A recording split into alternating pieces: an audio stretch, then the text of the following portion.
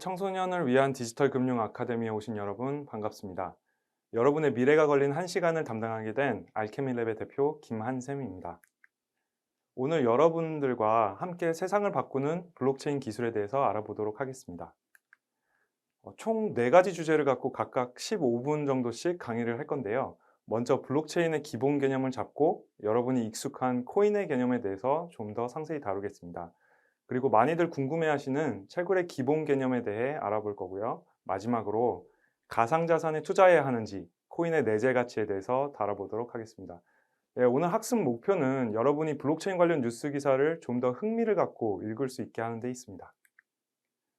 네, 첫 번째 주제, 블록체인의 기본 개념을 다뤄보겠습니다.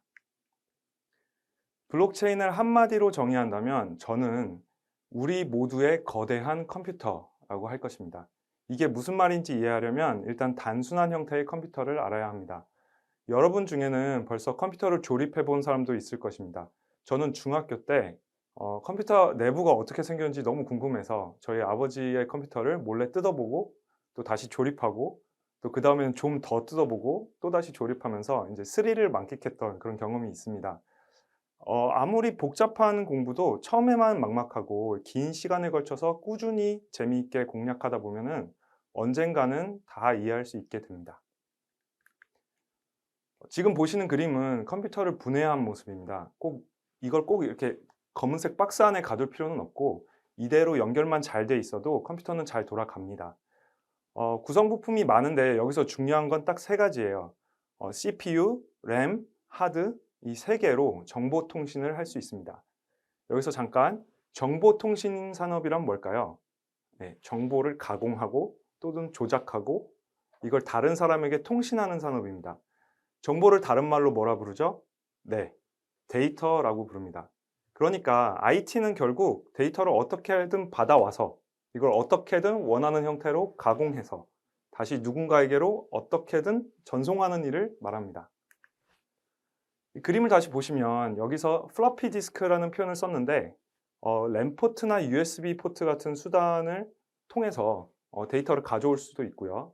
이걸 하드에 일단 저장하고 하드에 있는 내용을 램이라는 메모리로 임시로 띄운 다음에 CPU가 이것을 가공합니다. 이렇게 가공된 새로운 데이터가 하드로 다시 내려가고요. 하드에 있는 데이터를 램 포트나 USB 포트를 통해서 배출해내게 되는 겁니다.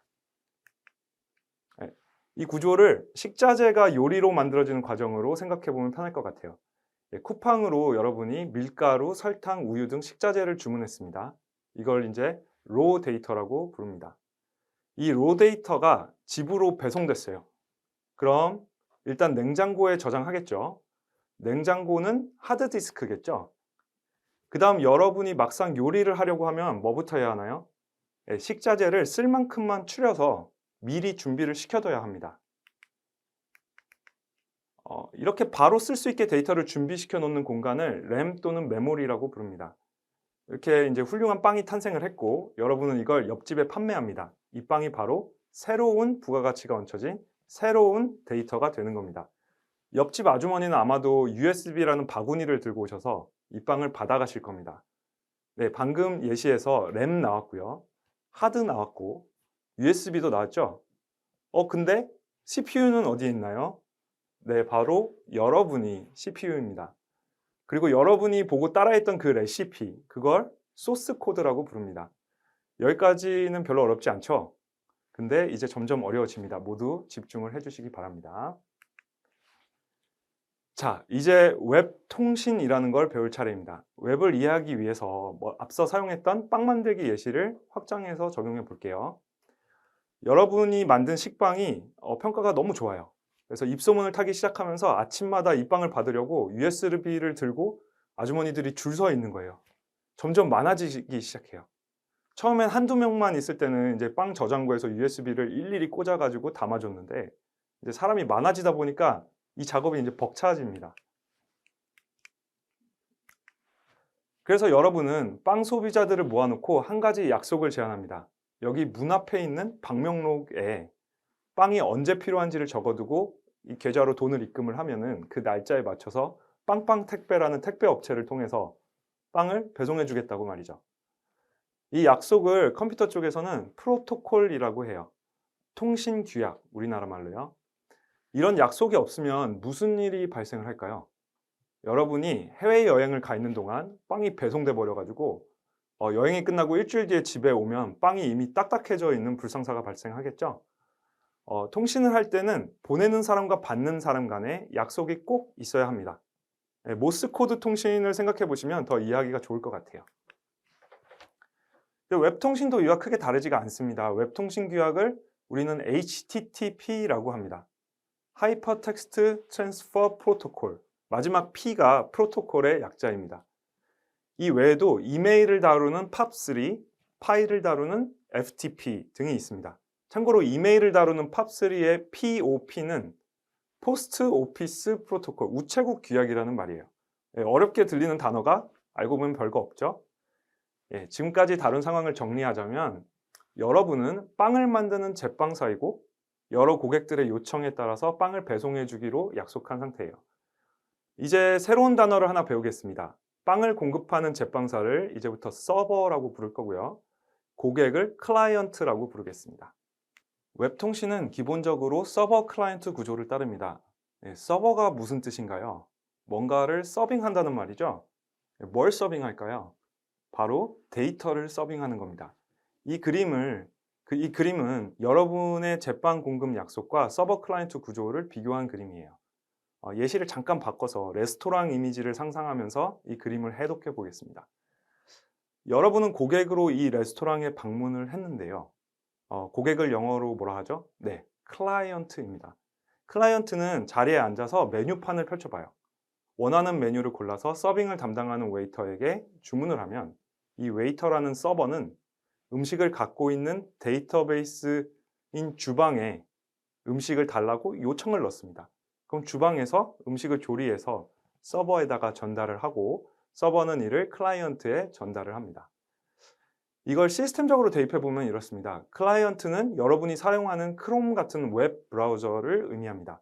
웹 브라우저는 HTTP라는 방식으로 배달된 HTML 택배를 여러분이 보기 편한 방식으로 언박싱을 해서 시각적으로 뿌려주는 역할을 하는 거예요.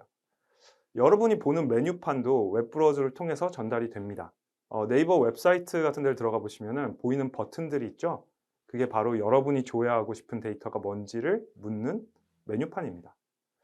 증권 시세 데이터가 보고 싶다면 네이버 증권 버튼을 클릭하시면 됩니다. 이 요청이 웹서버라는 컴퓨터에 들어가게 되고 웹서버는 데이터베이스에서 적절한 데이터를 찾아서 다시 클라이언트에게 제공을 합니다. 어려웠나요? 네, 이제부터 시작입니다.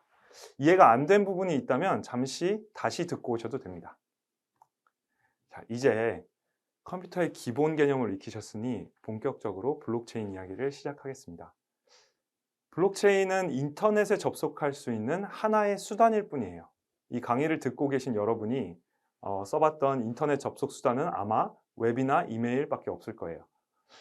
이제 우리는 인터넷에 접속하는 수단 하나를 더 갖게 된 거예요. 그런데 한 가지 궁금한 게 생깁니다. 웹서버에는 크롬 같은 웹브라우저로 접속을 했잖아요. 블록체인은 뭘로 접속할 수 있을까요? 블록체인 전용 브라우저가 있습니다. 근데 요즘에는 크롬에도 블록체인에 접속할 수 있는 확장 익스텐션을 설치할 수가 있어요. 이 부분은 유튜브를 통해서 상세히 배우실 수 있으니 저는 다루지는 않겠습니다. 그림을 보시면 서버에 대응되는 것이 바로 블록체인으로 되어 있죠. 그런데 웹서버와 블록체인의 차이가 있어요. 바로 블록체인은 클라이언트가 곧 서버의 일부가 되는 희한한 체계를 갖고 있다는 겁니다. 다시 표현하면 여러분이 블록체인에 접속하는 클라이언트가 된다는 것은 여러분의 컴퓨터 일부가 좀비화가 돼서 블록체인 커뮤니티의 기부가 된다는 말이에요. 그런데 여러분 중에는 이미 이 개념에 익숙한 사람들도 있을 거예요. 토렌트라고 아시나요? 영화 같은 것을 무료로 보고 싶을 때 불법적으로 자주 사용하죠. 토렌트 클라이언트를 켜면 내 PC의 자원이 토렌트 네트워크에 의해서 좀비화가 되고요. 그 다음부터 내 하드디스크에 저장된 파일이 강제로 그 접속자들과 공유가 됩니다. 여기서 한 가지 짚고 넘어갈 게 있어요. 블록체인이 등장하기 이전에 랩스터나 소리바다 같은 이 P2P 네트워크 서비스가 등장했었다는 겁니다.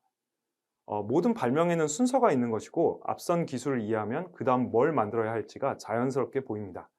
이걸 이해해야 그 다음을 구성할 수 있거든요. 주커버그는 천재가 아닙니다. 페이스북 이전에 마이스페이스라는 서비스가 있었고 마이스페이스는 싸이월드를 베낀 것이고 싸이월드 이전에 아이러브스쿨이라는 소셜 네트워크도 있었습니다. 제가 청소년, 청년을 대상으로 강의를 할 때 제 주 목표 중 하나가 여러분이 주커버그보다 뛰어날 가능성이 높다는 것을 알려드리는 겁니다. 우리나라 평균 IQ가 120 정도로 세계 1위인데 노벨상 수상자 평균 IQ도 120입니다. 여러분이 주커버그가 한 일을 똑같이 했다면 더 잘할 가능성이 있었다는 얘기죠. 어쨌거나 블록체인이라는 서버는 블록체인 네트워크에 참여하고 있는 여러 클라이언트의 자원이 공유됨으로써 이루어집니다. 이렇게 내 컴퓨터 자원을 기부하면 수수료 수익을 얻을 수가 있는데 열심히 노동을 하면 보상을 얻는 과정이 마치 광부가 이제 금을 얻기 위해서 땅을 파는 것과 같다고 해서 이러한 행위를 채굴이라고 부릅니다. 채굴과 관련해서는 뒤에서 좀 더 설명하도록 할게요. 네, 서버가 하는 일이 뭐길래 블록체인이 이를 수행하는 걸까요? 서버는 냉장고에서 로 데이터를 꺼내서 레시피에 쓰인 대로 데이터를 조리하고 이렇게 만들어진 새로운 데이터를 다시 냉장고에 저장하는 역할을 합니다. 그리고 이 냉장고도 사실 서버의 일부이긴 하죠. 블록체인도 정확히 같은 일을 처리하는데 여기서 딱 하나 다른 점이 있어요. 냉장고가 하나가 아니라 무수히 많습니다. 또 새로운 데이터를 한 군데 저장하는 것이 아니라 이 무수히 많은 그 서버들에 무한히 복사해서 블록체인 네트워크의 모든 컴퓨터에 똑같이 저장을 합니다. 이게 무슨 말일까요? 여러분은 영화를 한 편 다운로드 받으면 이걸 집안의 모든 컴퓨터에 다 저장을 하시나요? 아니죠. 그냥 외장 하드 하나에다가 다 저장을 하고 보고 싶을 때만 PC에 꽂아서 보겠죠. 안 그래도 저장 용량이 부족한데 모든 저장 공간에 동일한 파일이 들어가 있다면 매우 비효율적일 것입니다. 그런데 블록체인이 이 짓을 합니다. 왜일까요? 바로 여기에 블록체인의 혁신이 담겨 있습니다. 우리가 흔히 사용하는 보안이라는 말에는 크게 두 가지 의미가 있어요. 먼저 아무나 정보를 보지 못하게 하는 보안이 있고요. 그 다음에는 저장된 정보를 아무나 변경하지 못하게 하는 보안이 있습니다. 블록체인이 보안 기술이라고 하는데 이건 반은 맞고 반은 틀린 표현이에요. 왜냐하면 블록체인 기술은 첫 번째 보안을 완전히 포기함으로써 두 번째 보안을 극대화시킨 기술이기 때문이에요. 영화에 보면 CCTV를 감시하는 경비원 아저씨가 잠깐 눈을 붙인 틈을 타서 범죄를 저지르는 장면이 많이 나옵니다. 그런데 만약 이 CCTV를 KBS에서 온 국민에게 방송을 한다면 어떨까요? 절대로 도둑이 침범할 수 없겠죠? 네. 이것으로 기본 개념 강의를 마치고 좀 더 깊은 개념은 코인에 대해 배우면서 다루겠습니다.